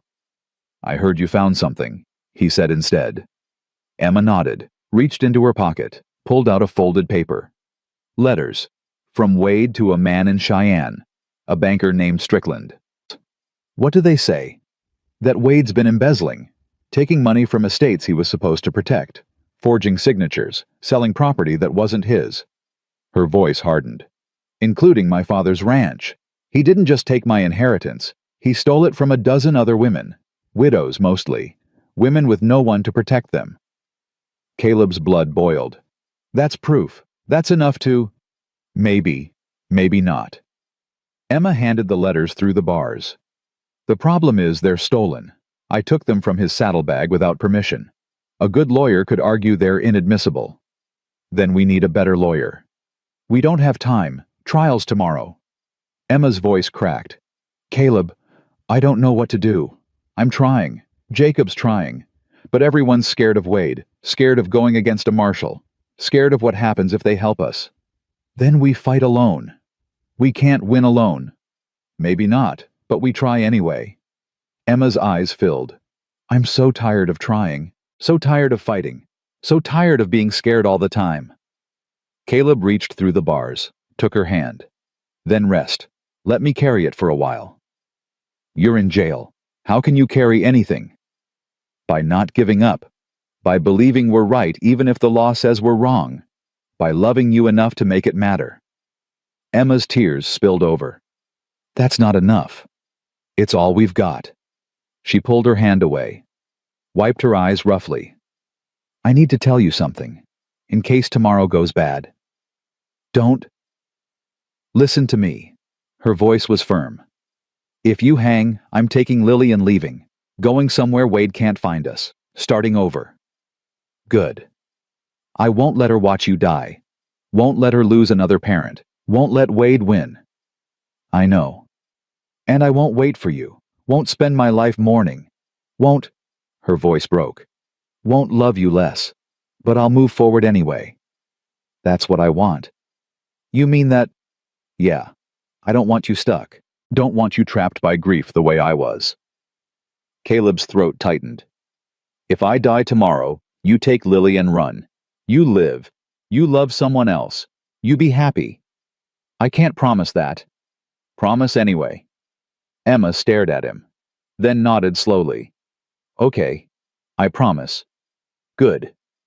They stood there, hands separated by iron bars, hearts connected by something stronger. I love you, Emma said. I need you to know that. Need you to hear it one more time in case. I love you too, more than I thought I could love anyone after Rebecca. Caleb's voice roughened. You saved me, Emma. Walked into my barn wearing a stolen dress and saved my life. You saved mine first. Then we're even. We're not even close to even. Emma smiled through tears. But we'll call it square anyway. The door opened. Dalton stepped in. Time's up. One more minute, Caleb said. Don't have it. Judge's man is outside. Any longer and we're both in trouble. Emma backed toward the door. Her eyes never left Caleb's face. Tomorrow, she said. I'll be there, front row, no matter what happens. I know. And if they... She stopped. Couldn't say it. If things go bad, remember what I said. About Lily. About moving forward. I'll remember. She left. The door closed. Caleb was alone again. He sat on the cot, read Wade's letters by the fading light. Every word was evidence. Every sentence was proof. But proof didn't matter when the system was rigged. He folded the letters carefully, tucked them into his shirt, and prayed tomorrow would be different. The courtroom filled before dawn. Half the town came. Some to support Caleb, most to watch him hang. Emma sat in the front row with Lily and Jacob. She wore the blue dress and held Lily's hand tight enough to hurt. Caleb was brought in wearing chains. His shoulder was bandaged, but he stood straight, looked at Emma, smiled once. She didn't smile back. Couldn't. If she smiled, she'd cry. If she cried, she'd break. Judge Morrison took his seat, banged the gavel. We're here to try Caleb Stone for the attempted murder of U.S. Marshal Thomas Wade. How does the defendant plead? Not guilty, Caleb said. His voice carried. Strong. I was defending an innocent woman from a man trying to kill her. The court will determine innocence. Morrison looked at the prosecution. Call your first witness. Wade limped to the stand. His leg was bandaged. His face was pale, but his eyes were hard. The prosecutor, a thin man named Blackwell, approached. Marshal Wade, can you describe the events of that night? I tracked my wife to an abandoned station. She'd stolen money and a horse. When I arrived to bring her home, Stone was there. He threatened me, shot me without provocation. Why would he do that? My wife manipulated him, told lies about our marriage, made herself out to be a victim. Wade's voice was smooth, practiced. Stone believed her, acted rashly, nearly killed a federal officer. And your wife. Where was she during this? Hiding, too ashamed to show her face. Emma's hands fisted. Jacob put his hand on her shoulder, held her in place. Thank you, Marshal. Blackwell turned to Judge Morrison. The prosecution rests. Morrison looked at Caleb. Does the defense have any witnesses? Caleb stood. Yes, Your Honor. I'd like to call Emma Wade to the stand. The courtroom erupted. Morrison banged his gavel. Order, I'll have order. The noise died down. Emma stood, walked to the stand on shaking legs. The bailiff held out a Bible. Do you swear to tell the truth? I do. Caleb approached. Emma, tell the court what really happened that night. My husband found me at the station. He tied me up, hit me, said he was going to kill me and make it look like an accident. Her voice was steady, clear. Caleb arrived, tried to get me out peacefully. Wade refused, pulled his gun, aimed at me. Caleb stepped in front. Wade shot him. Then Caleb shot back in self-defense. You're lying, Wade shouted from his seat.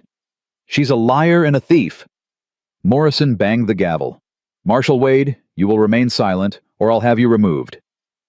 Wade sat. His face was red. His hands gripped the armrests. Caleb pulled out the letters. Your Honor, I have evidence that Marshal Wade has been embezzling funds, stealing from widows and estates he was meant to protect, including Emma's father's ranch. He handed the letters to Morrison. The judge read them. His face went pale. Where did you get these? Emma found them in Wade's saddlebag the night he tried to kill her. They're stolen, Blackwell said immediately. Inadmissible. They're proof, Caleb shot back. Proof Wade's been breaking the law he's supposed to uphold. Morrison studied the letters. The courtroom held its breath. These are serious allegations, Morrison said finally. If true, they warrant a separate investigation. They're forgeries, Wade said. His voice was tight. She planted them to frame me. Did you forge them, Emma? Morrison asked. No, Your Honor. I can barely write my own name. Those are in his handwriting. You can verify it. Morrison looked at Wade. Marshal, I'm going to need samples of your handwriting for comparison. This is ridiculous. You're taking the word of a criminal over a federal officer. I'm following the evidence wherever it leads. Morrison's voice was cold. That's my job. Wade stood. I won't be subject to this farce. These charges against Stone stand. He shot me. He should hang. Sit down, Marshal. No. Wade's hand went to his gun. I've listened to enough lies. Wade, don't, Sheriff Dalton said from the back. You're making it worse. It can't get worse. She's turned everyone against me, made me look like the villain. Wade's eyes were wild, desperate. I'm the law. I'm the one who protects people, and this is how they repay me. He drew his gun. The courtroom exploded. People screamed, dove for cover. Wade aimed at Emma. Caleb moved. Chains and all, he threw himself in front of her. The gun fired. Caleb grunted, fell. Emma screamed. Dalton shot Wade. The marshal went down. His gun clattered across the floor. Chaos. Blood. Shouting. Emma was on the floor, cradling Caleb's head. No, no, no, no. Caleb, stay with me. Please stay with me. Caleb coughed. Blood flecked his lips. Did I catch it this time? Yes, you idiot. You caught it. Emma's tears fell on his face. Why do you keep doing this? Because I promised. You'd be safe. I am safe. But you're dying. Not if I can help it. He smiled, weak but there. Love you. I love you too, so much. Emma pressed her hand to the wound. Blood welled between her fingers. Someone get a doctor. Patterson pushed through the crowd, knelt beside them. Move back. Give me room. Emma didn't move, just held Caleb's hand while Patterson worked. Across the room, Wade lay still. Dalton stood over him, gun drawn, face grim. "He's dead," someone said. A murmur went through the crowd. Relief. Horror. Both. Patterson worked for what felt like hours. Finally, he sat back.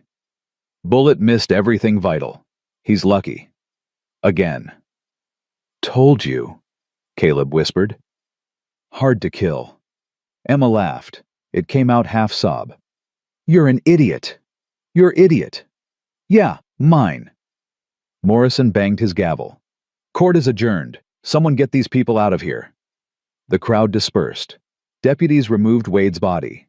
Jacob took Lily outside before she could see too much.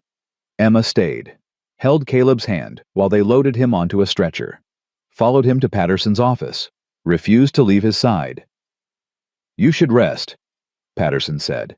"He'll be out for hours. I'll rest when he wakes up." "Stubborn. He taught me." Patterson smiled. "Yeah, he did." 2 days later, Caleb woke in a real bed. His shoulder was bandaged. His chest was bandaged. Everything hurt.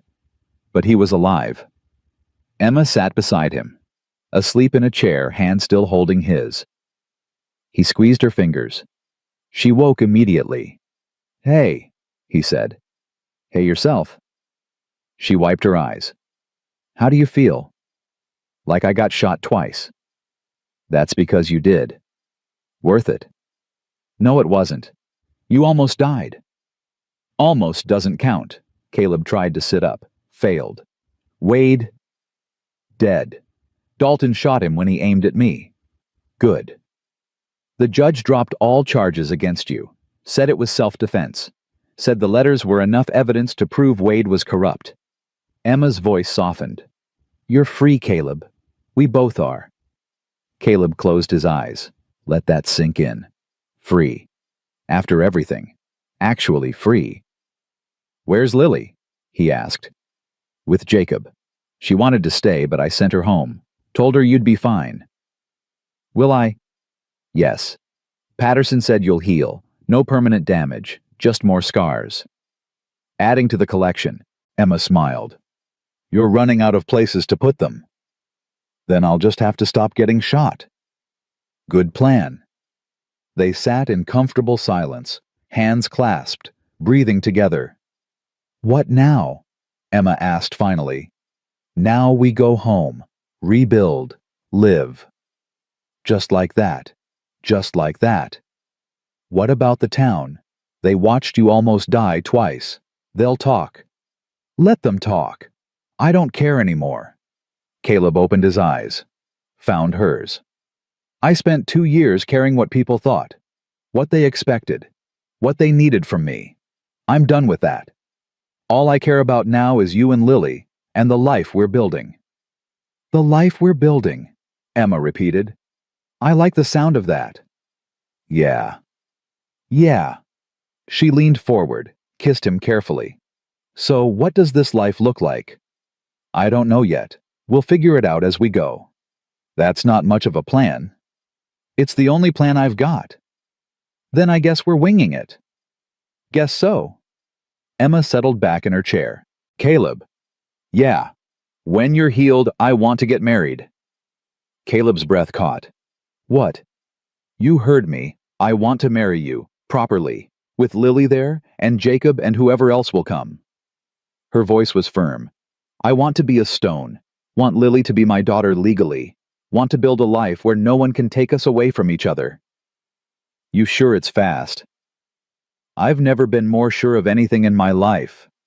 Caleb smiled. "Then yes. When I'm healed, we'll get married." "Promise." "I promise." "Good." Emma stood, smoothed her dress. "I'm going to get Lily. Tell her the good news, that her papa's awake and we're going to be a real family. We were already a real family." "I know, but now it's official." She left. Caleb lay there, stared at the ceiling, thought about Rebecca. He could almost hear her laughing, see her smile, feel her approval. "Good choice," she'd say. "She's strong. She'll take care of you when I can't." "Thank you." Caleb said to the empty room, to Rebecca, to whatever force had brought Emma into his barn that night. Thank you for not letting me give up. 3 months later, they stood in front of the town preacher. Caleb wore his best suit. Emma wore Rebecca's wedding dress, the ivory one with pearl buttons. Lily stood between them, one hand in Caleb's, one in Emma's, smiling so wide her face hurt. Jacob was there, Sheriff Dalton, Patterson, a few ranchers who'd come around. Not many, but enough. The preacher spoke words about love and commitment and forever. Caleb barely heard them. He was too busy looking at Emma, at the woman who'd stumbled into his life wearing a stolen dress and changed everything. She met his eyes, smiled. I do, she said when the preacher asked. I do, Caleb said when his turn came.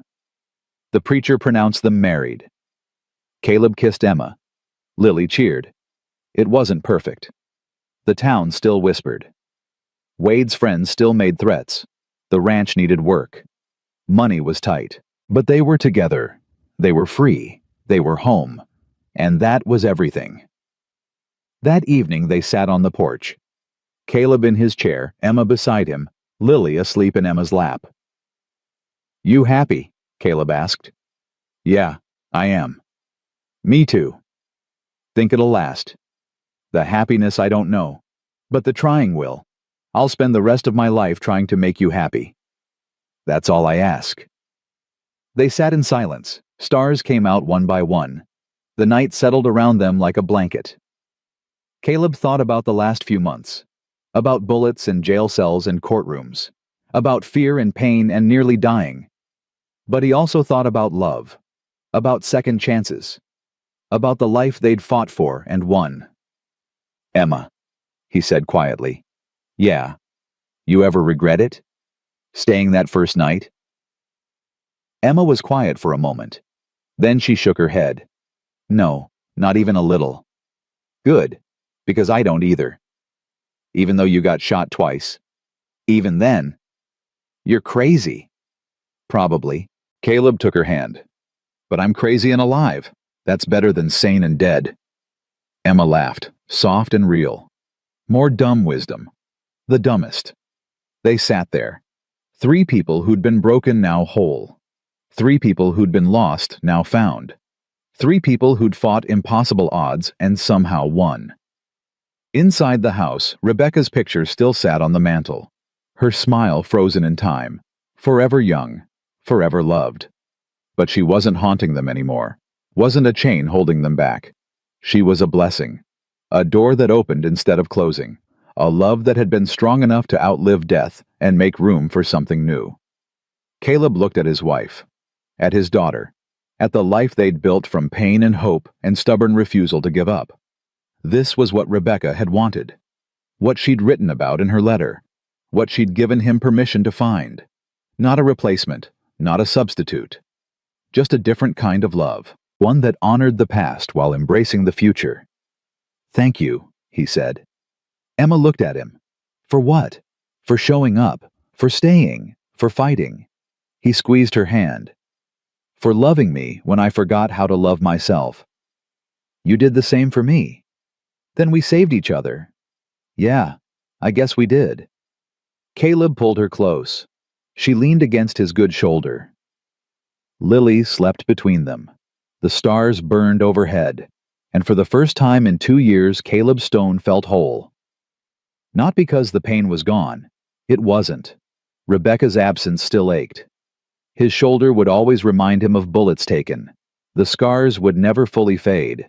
But he'd learned something in those months of fighting and bleeding and loving. Wholeness wasn't about being perfect. It was about being present. About choosing to live despite the pain. About loving despite the risk. It was about finding someone who saw your broken pieces and loved them anyway. Who stood beside you when everyone else walked away. Who fought for you when you couldn't fight for yourself. Emma had done all that.